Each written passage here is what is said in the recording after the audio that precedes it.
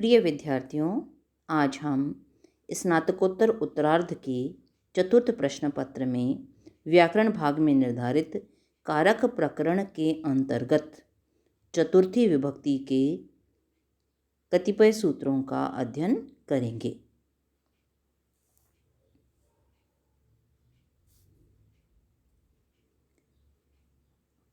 आज हमें अध्ययन प्रारंभ करना है।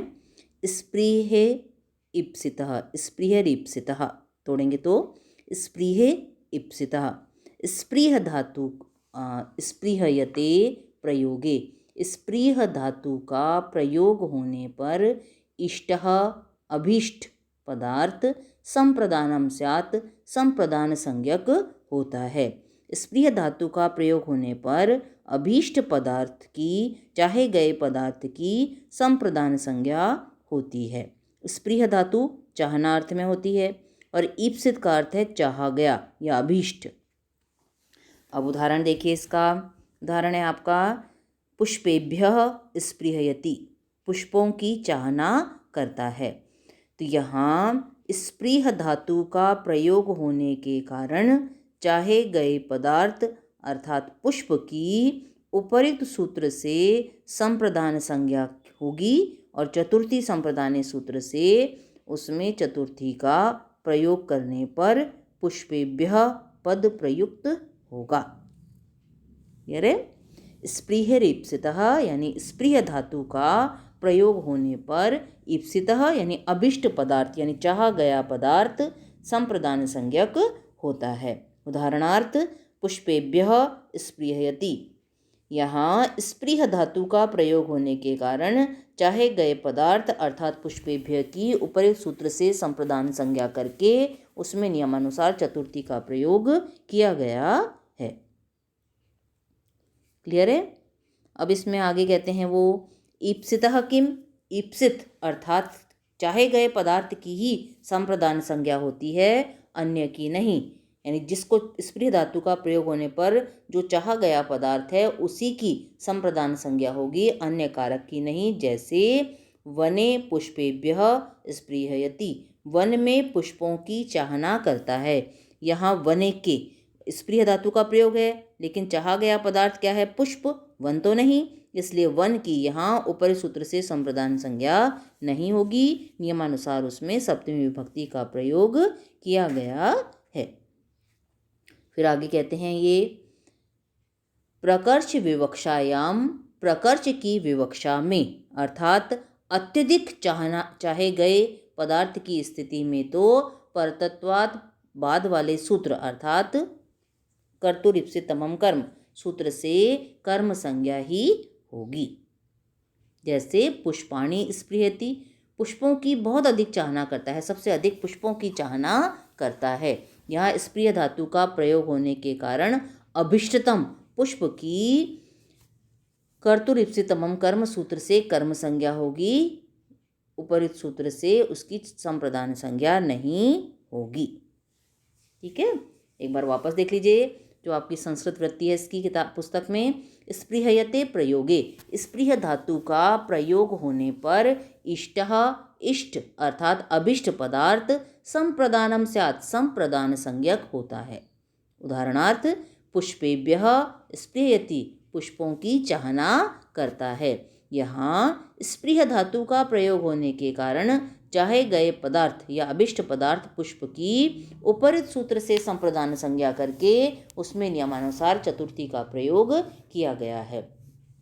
ईप्सितः किम, केवल ईप्सित अर्थात चाहे गए पदार्थ की ही संप्रदान संज्ञा होती है, अन्य कारक की नहीं। जैसे पुष्पेभ्यः वने स्पृहयति, यहाँ स्प्रीह धातु का प्रयोग होने के कारण चाहे गए पदार्थ अर्थात पुष्प की तो उपरित सूत्र से संप्रदान संज्ञा हो जाएगी, किंतु वन की नहीं, क्योंकि वन चाहा गया पदार्थ या अभिष्ट पदार्थ नहीं है। फिर पैराग्राफ चेंज करके लिखेंगे आप इसको। ईप्सित मात्रे इयम संज्ञा, ईप्सित मात्र होने पर ही यह संप्रदान संज्ञा होती है। प्रकर्ष विवक्षायाम तु, प्रकर्ष की विवक्षा में अर्थात अभिष्टतम की विवक्षा में तो परत्वात् परवर्ती सूत्र अर्थात कर्तुरीप्सितमम कर्म सूत्र से कर्म संज्ञा ही होगी। जैसे पुष्पाणि स्पृहयति, सबसे अधिक पुष्पों की चाहना करता है।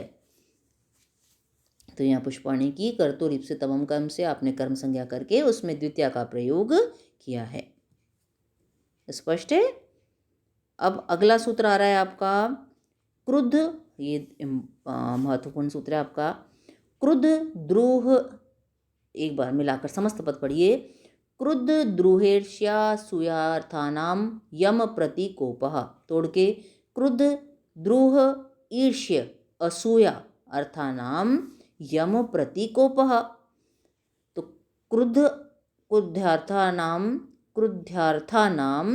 क्रुद्ध आदि धातुओं और उनकी समानार्थक क्रुद्ध आदि, क्रुद्ध द्रोह ईर्ष्य और असूया, इन चार धातुओं अर्थानाम और इनकी समानार्थक धातुओं का प्रयोग होने पर यम प्रतिकोपः, जिसके प्रति क्रोध आदि विकार प्रकट किया जाता है, स वह कारक उक्त संज्ञा स्यात्, उक्त संज्ञा वाला अर्थात संप्रदान संज्ञक होता है।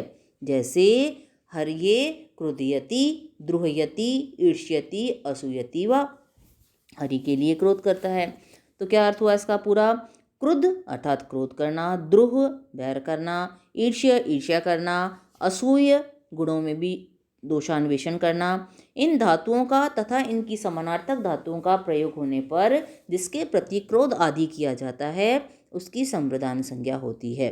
उदाहरणार्थ हर्ये क्रुध्यति, द्रोह्यति, ईर्ष्यति, असूयति व। तो यहाँ क्रुद्ध, द्रोह, ईर्ष्य अथवा असूय धातुओं का प्रयोग होने के कारण चूंकि हरि के प्रति क्रोध आदि भाव प्रकट किया जा रहा है, अतः ऊपर इस सूत्र से हरि की संप्रदान संज्ञा होगी और नियमानुसार उसमें चतुर्थी का प्रयोग करने पर हर्ये पद प्रयुक्त होगा।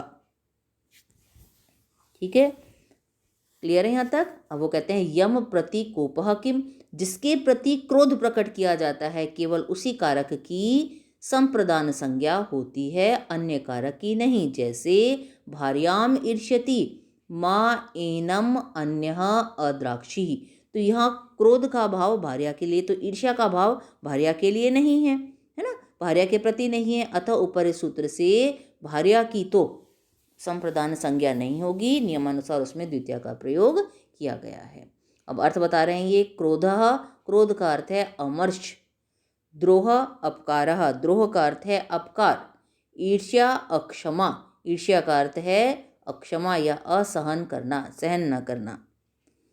और असूया, असूया का अर्थ है गुणेषु दोष आविष्करणम, गुणों में दोष को खोजना। द्रुह आदियः, द्रुह आदि अपि भी कोप प्रभवा, क्रोध से उत्पन्न होने वाले एव गृह्यन्ते, गिने जाते हैं। अतः इसलिए विशेषणम सामान्येन, सामान्य विशेषण के द्वारा यम प्रतिकोपः, जिसके प्रति क्रोध किया जाता है वो कहा गया है। कहने का अर्थ है कि जिसके प्रति क्रोध किया जाता है यह सामान्य रूप से सभी का विशेषण है, क्योंकि जो द्रोह, ईर्ष्य, असूया आदि जो अन्य भाव हैं वो वस्तुतः क्रोध से ही उत्पन्न होते हैं। अतः यहाँ अर्थ क्या निकलेगा कि जिसके प्रति क्रोध किया जाता है, जिसके प्रति द्रोह का भाव है, जिससे ईर्ष्या की जाती है, जिसके प्रति असूया का भाव रखा जाता है, उन सभी की संप्रदान संज्ञा होती है।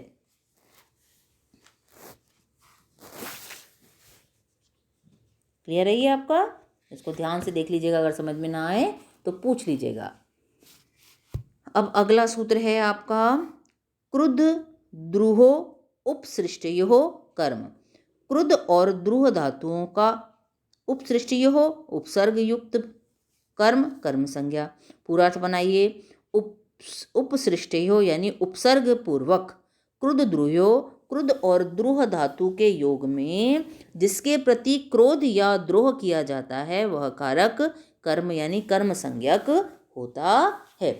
स उपसर्ग सोपसर्गयो, उपसर्ग सहित अनयो योगे, इन दोनों अर्थात क्रुद्ध और द्रोह धातुओं के योगे, योग में इनका प्रयोग होने पर यम प्रतिकोपः, जिसके प्रति क्रोध या द्रोह किया जाता है, तत्कारकम वह कारक कर्म संज्ञम स्यात्, कर्म संज्ञक होता है।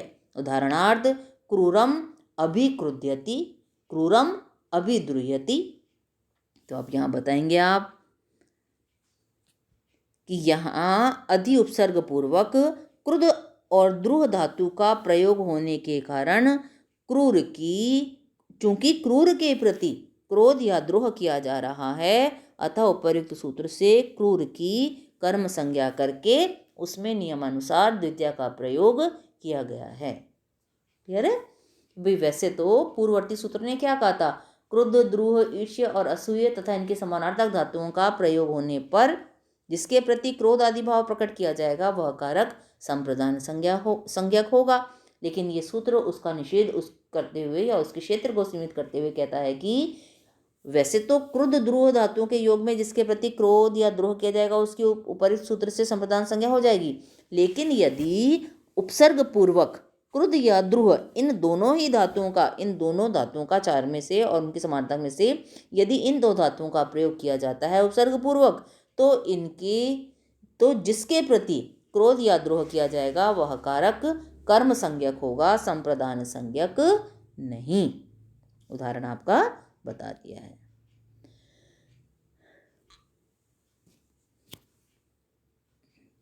क्लियर है? अब इसको ध्यान से देखना और कंठस्थ करना। अगर समझ में ना आए तो पूछिएगा आप, और जो आपको होम असाइनमेंट दिया जा रहा है गृह कार्य उसे करिएगा, फाइल में लगाइएगा।